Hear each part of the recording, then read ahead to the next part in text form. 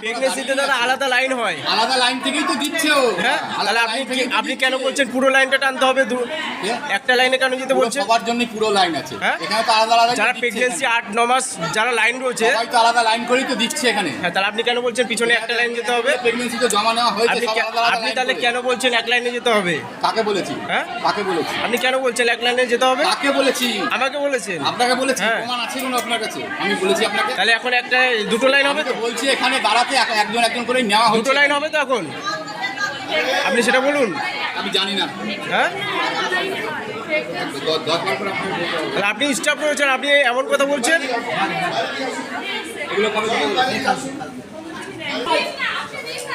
নমস্কার, এই মুহূর্তে টিভি নিউজ আমি সরাসরি দেখানোর চেষ্টা করছি।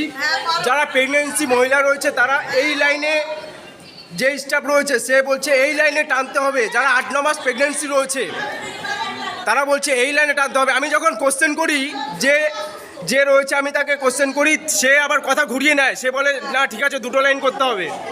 তাহলে আগে কেন ক্যামেরার যখন বন্ধ ছিল তখন কেন বললো না?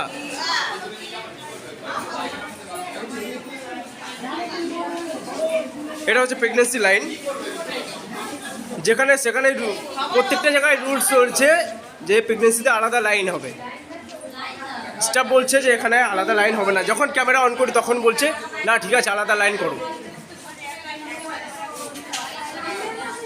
এটা কল্যাণী জওহরলাল নেহরু মেমোরিয়াল হাসপাতালের এই রুলস রয়েছে, স্টাফ বলছেন।